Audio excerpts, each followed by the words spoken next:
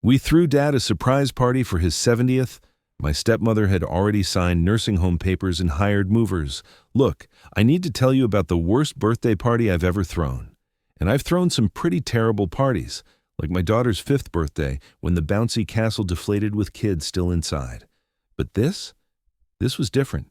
Dad was cutting his birthday cake when my sister Melissa grabbed my wrist so hard I thought she'd leave a bruise. Her voice was barely a whisper. "Basement, right now. Don't let Diana see you." Her face was white, like actually white, the kind of pale people get right before they pass out or throw up. I'm 35 years old, and I know my sister. Melissa doesn't panic. She's the one who calmly talked me through my divorce. She's the one who handled Mom's funeral arrangements when I couldn't even get out of bed. So when she looked at me like that, surrounded by 70 people singing happy birthday to our dad, I knew something was really, really wrong. Have you ever had that moment where you know your whole life is about to change? That feeling in your stomach that tells you nothing will be the same after the next 5 minutes? Yeah, that's where this story starts. I followed Melissa through the crowd, trying to look casual. Dad was laughing with his old Navy buddies, looking genuinely happy for the first time in months. Diana, my stepmother, stood beside him with her hand on his shoulder, smiling that perfect smile of hers. She caught my eye as we headed toward the basement door. For just a second, something flickered across her face. Then the smile came back. "Where are you girls going?" she called out. "Just grabbing more chairs," Melissa yelled back, not breaking stride. The second we hit the basement stairs and the door closed behind us, I grabbed Melissa's arm. "What's going on?" She didn't answer, just pulled me down the stairs. I wasn't ready for what I saw. The basement looked like someone was moving out, dozens of cardboard boxes, all carefully labeled in Diana's neat handwriting. Robert Sullivan, personal items.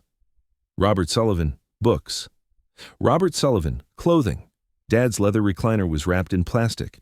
His military medals were packed in bubble wrap. Photo albums, including pictures of Mom, were sealed in boxes marked storage. "What the hell?" I whispered. Melissa's hands were shaking as she handed me a folder.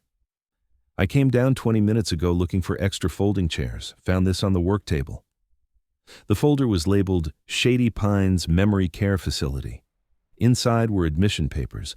My father's signature was at the bottom of every page, except I looked closer. The handwriting was wrong. Dad always loops his capital R. These R's were straight lines.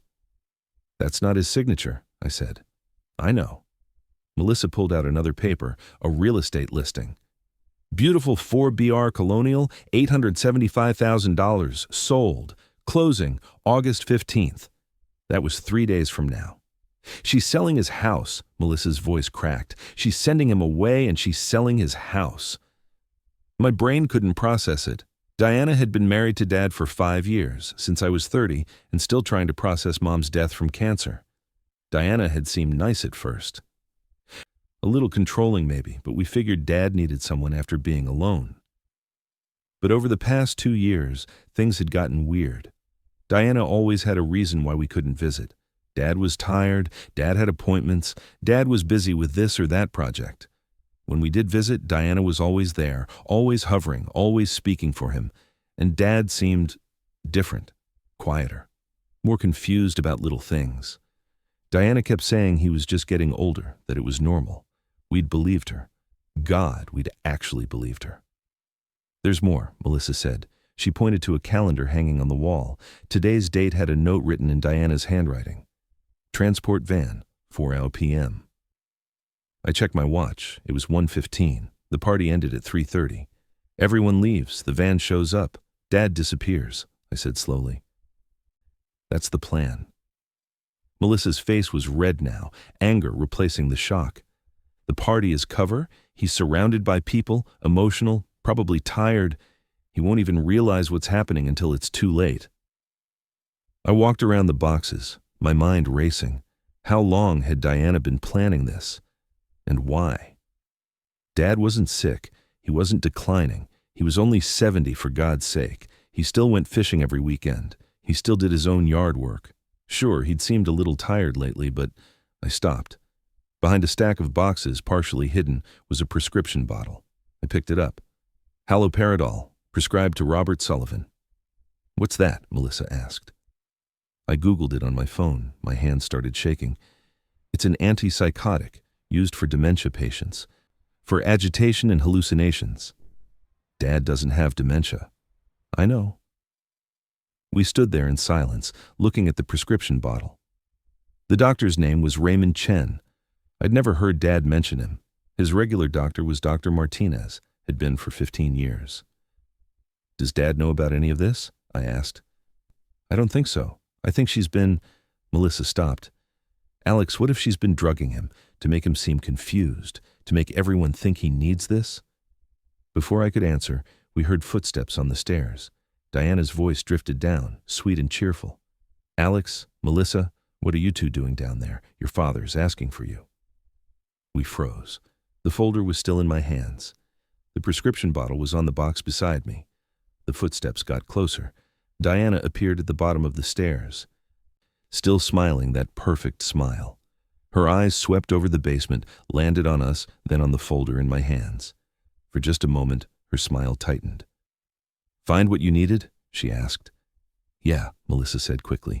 Just looking for chairs. I see. Diana's gaze moved to the boxes, then back to us. Well, your father's getting tired. I think we should start wrapping up the party soon. You know how he gets when he's overtired. She turned and went back upstairs, her heels clicking on each step.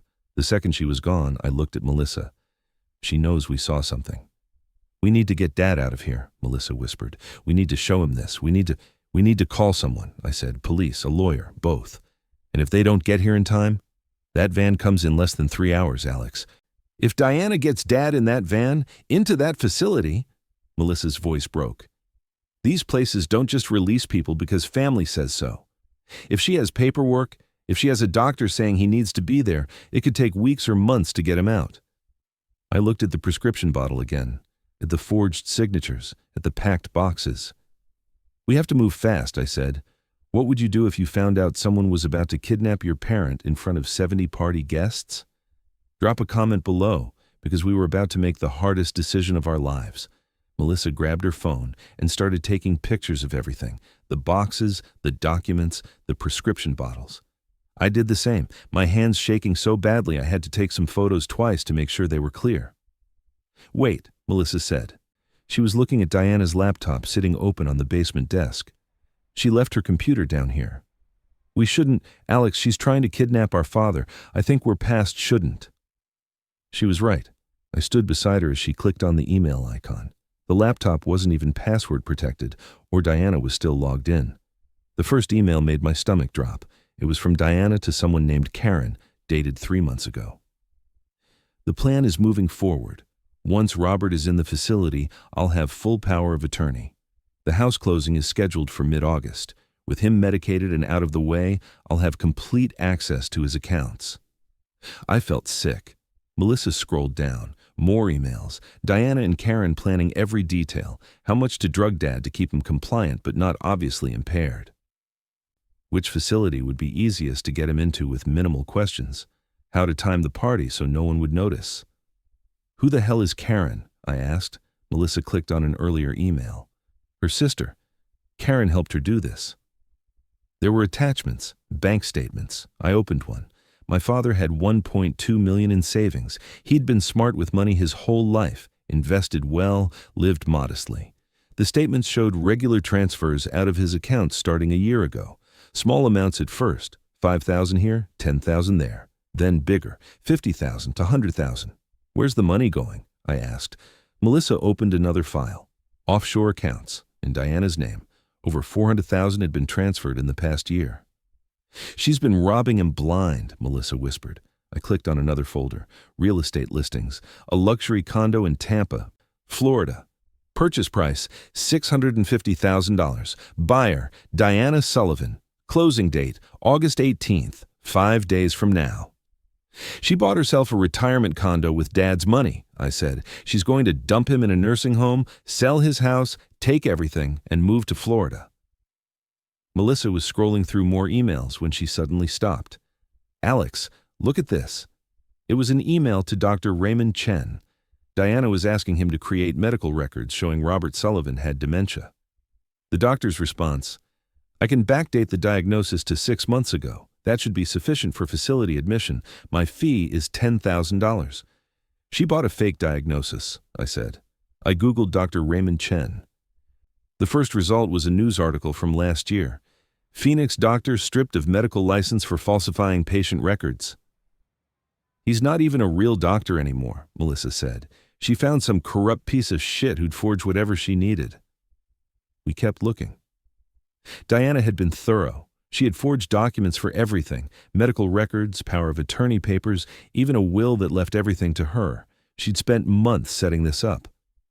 Then, Melissa found a voice recording. She clicked play. Diana's voice. The party is perfect cover. He'll be emotional, surrounded by people, tired. By the time guests leave, he'll be so disoriented from the extra medication I'll give him, he won't even fight getting in the van. Another voice. Karen. And if the kids try to stop it? Diana laughed. It was cold. Nothing like the warm, caring stepmother act she put on upstairs. They've barely visited in 2 years. They'll look like the bad guys trying to keep him from getting the care he needs. Who's going to believe them over his concerned wife? The recording ended. I wanted to throw up, or scream, or both. She's been playing us this whole time, I said. She told Dad we didn't care about him. She told us he wanted space. She made sure we stayed away so no one would notice what she was doing. Melissa was crying now, angry tears running down her face. We just let it happen. We believed her. We didn't know. We should have known. She slammed the laptop shut. We're his kids. We should have noticed. Upstairs, we could hear the party continuing. Laughter, music, Dad's voice saying something that made people cheer. We need to tell him, I said. Right now, before Diana has a chance to drug him again or move up her timeline. How? She's been glued to his side all day. I thought for a second. You tell Dad I need help with something in the garage. Guy stuff. Car won't start or something. Diana won't follow him there. She hates anything mechanical. And if she does? Then we do this in front of everyone.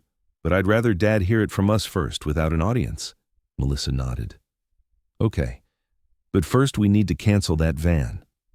I found the facility's number on the admission papers and called. A receptionist answered. Hi, this is Diane Sullivan, I lied. I need to cancel the transport for Robert Sullivan scheduled for 4 p.m. today. Oh, Mrs. Sullivan, is everything okay? Yes, we've decided to delay the admission for a few weeks. Family situation. Of course. I'll cancel the van. Would you like to reschedule? I'll call back, I said and hung up. One problem solved, about 100 more to go. We headed back upstairs, documents hidden in Melissa's purse. Diana was in the kitchen preparing a cup of tea. She looked up when we entered. There you are. I was just making your father some tea. He said he's feeling a bit tired. I looked at the tea, at Diana's hands holding the cup, at her perfect smile. We'll take that to him, I said. Diana's smile tightened. I've got it handled. Melissa stepped between Diana and the kitchen door. No, you don't. For a second, Diana's mask slipped. Her eyes went cold and hard. Then she recovered. Your sister's being dramatic, Alex. Your father's just tired. It's been a long day. I bet it has, I said. Planning a kidnapping must be exhausting. Diana's face went white. From the living room, we heard Dad's voice. Where did Alex and Melissa go? I wanted to show them something. Diana's hand tightened on the teacup. I should really. Put down the tea, Diana, I said quietly, and step away from it. She looked at both of us, calculating. Then she set the cup down carefully on the counter and smiled. I have no idea what you think is happening, but you're both being ridiculous. This is your father's birthday party, and you're ruining it with your paranoia. Basement full of moving boxes says otherwise, Melissa said. Diana's smile vanished completely. Have you ever watched someone's carefully constructed lie crumble in real time? Drop a comment if you've ever caught someone in a massive betrayal, because we were about to burn Diana's whole scheme to the ground. Everything happened fast after that. Melissa and I pushed past Diana into the living room. Dad was sitting on the couch with a few friends, looking happy but a little confused about where we'd disappeared to. When he saw our faces, his smile faded. Girls, what's wrong? Dad, we need to talk to you, I said, right now, in your study. Diana appeared behind us. Robert, you don't need to... Alone, Melissa said firmly, looking straight at Diana. Some of the party guests were starting to notice something was wrong. The room got quieter. Dad looked between us and Diana, clearly confused. "It's okay, honey," Diana said, touching his arm.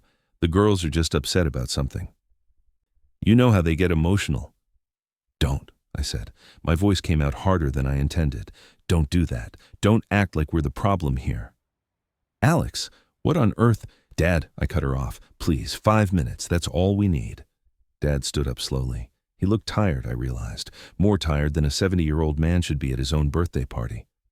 "All right, study, let's talk." Diana tried to follow, but Melissa physically blocked her path. "No, just Dad. He's my husband, and he's our father," Melissa said. 5 minutes, Diana, unless you've got something to hide." Diana's jaw tightened, but she couldn't push the issue without making a scene in front of everyone. Dad was already walking toward the study. We closed the door behind us. Dad sat in his leather chair, the one that was supposed to be wrapped in plastic in the basement right now, and looked at us with concern. "What's going on? You're both white as ghosts." I pulled out my phone and showed him the photos of the basement, the boxes, the documents. "Dad, did you sign admission papers for a nursing home?" He looked at the photos, confused. "What? No, why would I? Where are those boxes?" "Your basement," Melissa said. "Everything you own is packed up. Diana has the house listed for sale. Closing is in 3 days.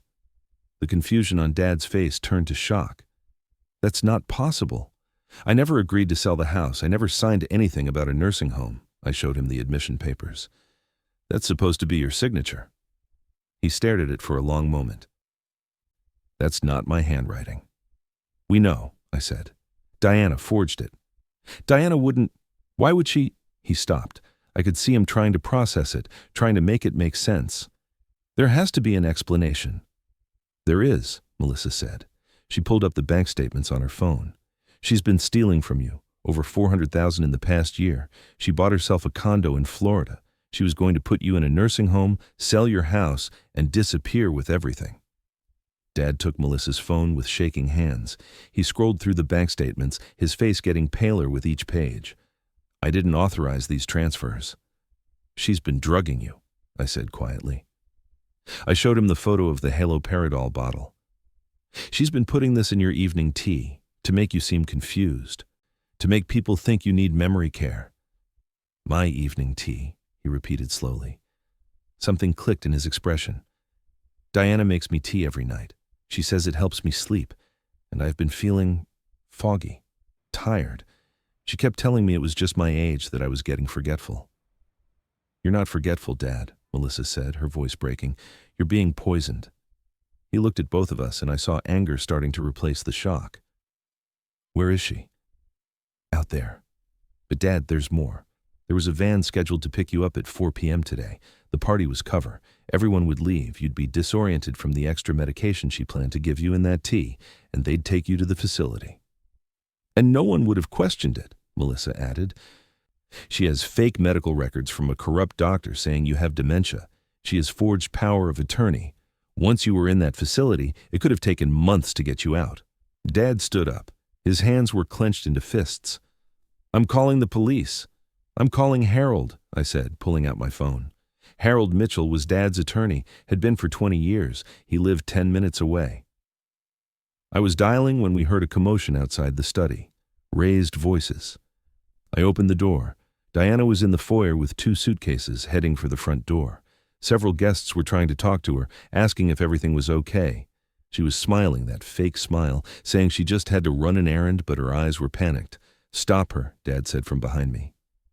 I ran across the living room. Diana saw me coming and moved faster toward the door.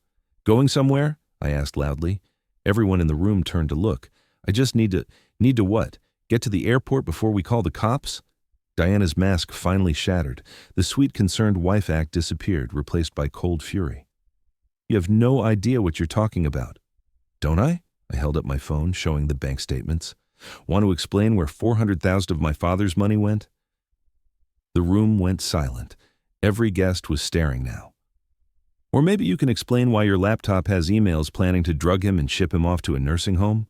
Diana's face went from angry to calculating in an instant. She turned to the crowd, and the concerned wife act came back. Robert has been declining for months. It's been heartbreaking. I've been trying to get him the care he needs, but his children, she gestured to me and Melissa, they've barely visited. They don't see how bad it's gotten, and now they're making accusations because they don't want to face reality. Some of the guests looked uncertain. Diana was convincing. I had to give her that. Interesting story, Melissa said. She'd called 911 on her phone. You can explain it to the police. Diana's eyes widened. You called the police? For what? Trying to care for my sick husband? For fraud, forgery, elder abuse, theft. Melissa ticked them off on her fingers. Should I keep going? This is ridiculous. Diana turned to Dad, who'd emerged from the study. Robert, tell them. Tell them you signed those papers. Tell them you agreed. I never signed anything, Dad said. His voice was cold in a way I'd never heard before. I never authorized you to sell my house, to touch my money, or to pack my belongings. And I'm not sick. You're confused, honey. The medication you've been putting in my tea without my knowledge? Diana's mouth opened, closed. I don't know what they've told you, but they showed me bank statements, emails, voice recordings. Dad took a step toward her. How could you do this? Sirens wailed outside. Diana's face drained of color.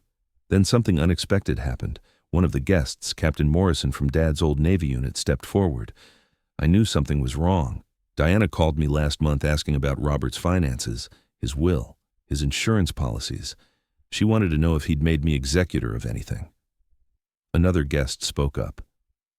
She called me too, said Robert was declining, and asked if I'd noticed anything wrong with him. She told me Robert didn't want visitors anymore, someone else said, that he got agitated around people. She's been isolating him, Captain Morrison said. Classic abuser tactic.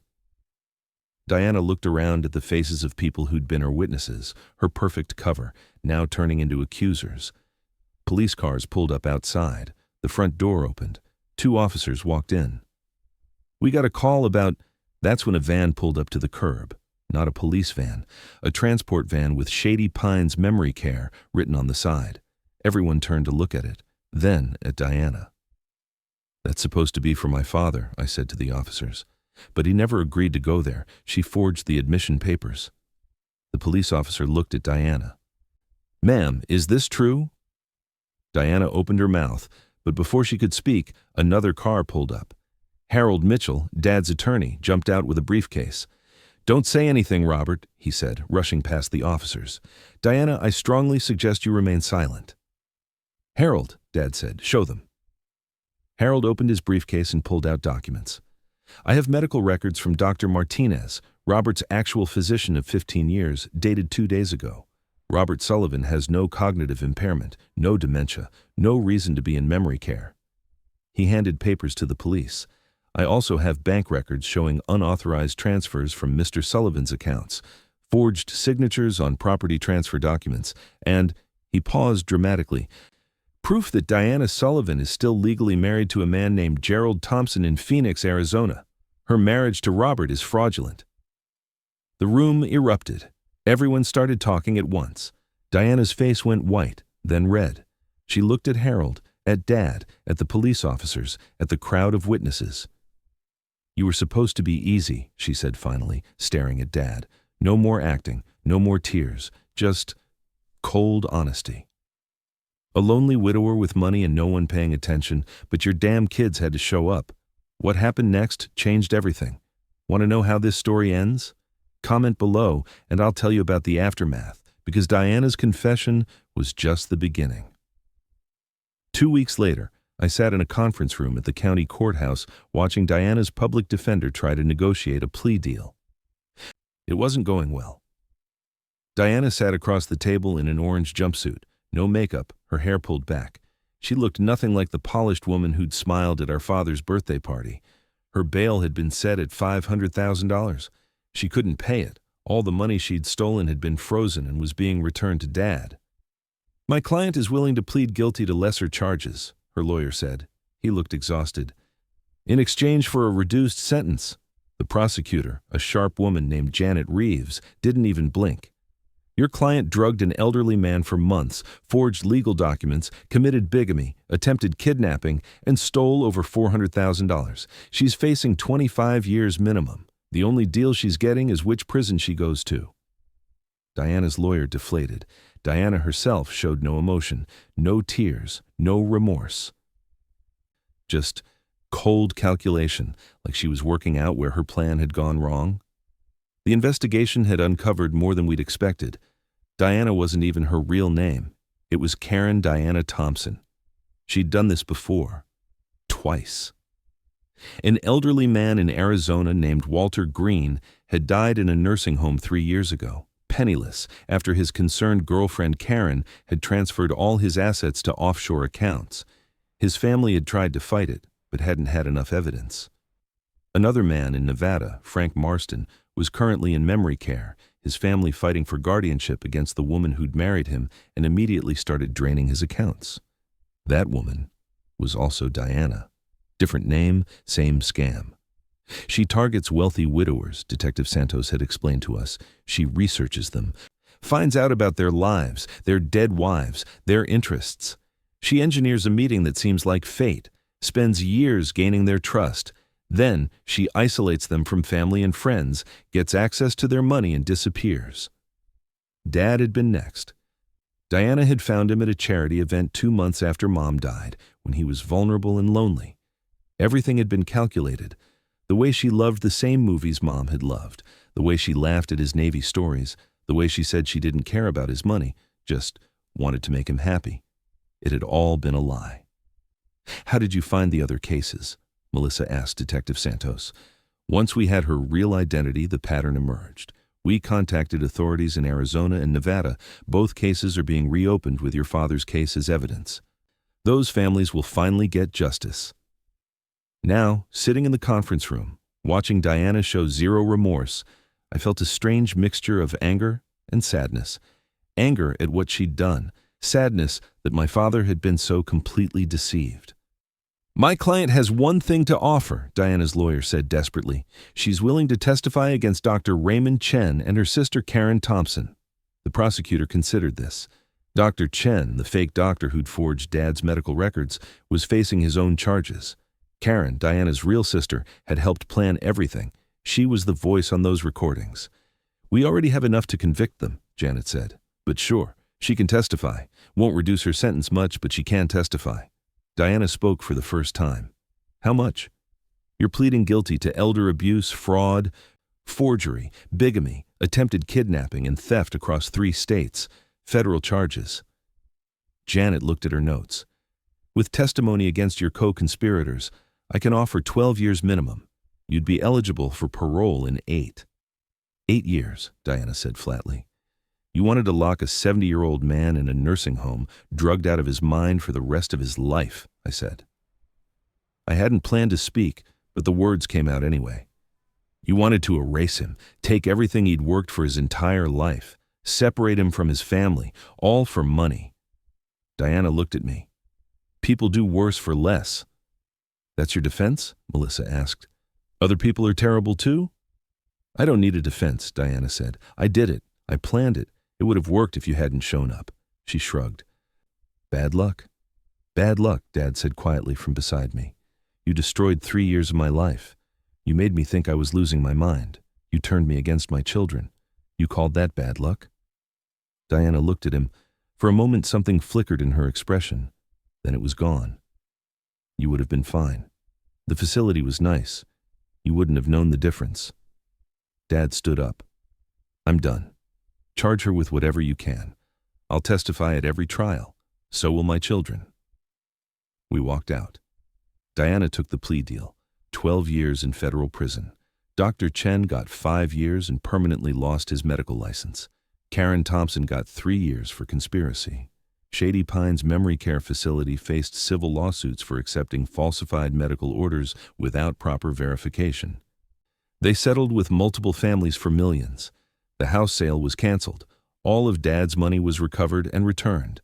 The marriage to Diana was annulled due to bigamy, so she had no claim to anything in divorce proceedings. Dad was free, but freedom came with scars.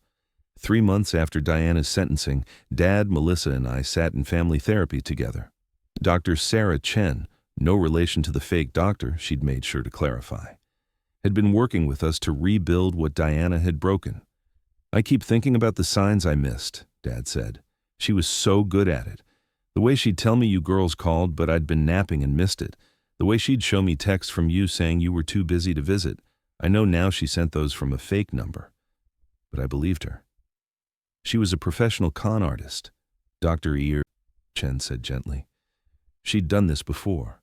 She knew exactly how to manipulate someone." "I should have reached out more," I said.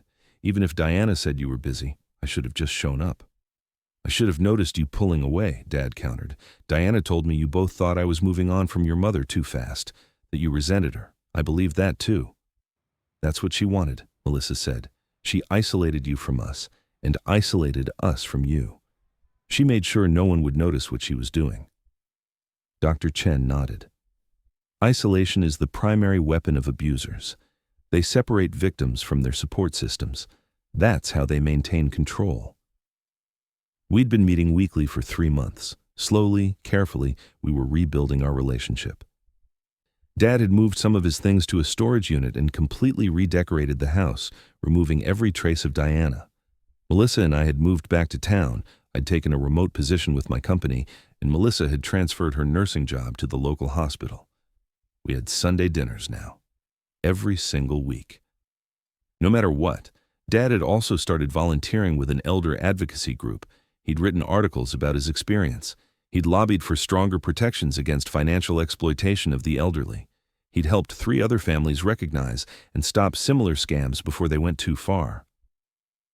1 year after that birthday party, we threw Dad another party. Smaller this time, just family and close friends, no surprises, no hidden agendas. Dad made a toast. "Last year I thought I was celebrating.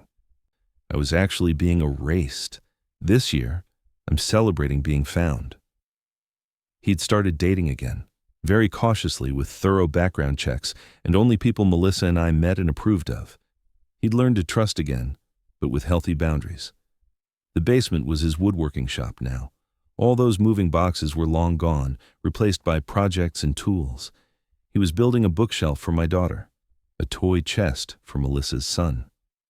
"You know what I learned?" Dad said one Sunday over dinner.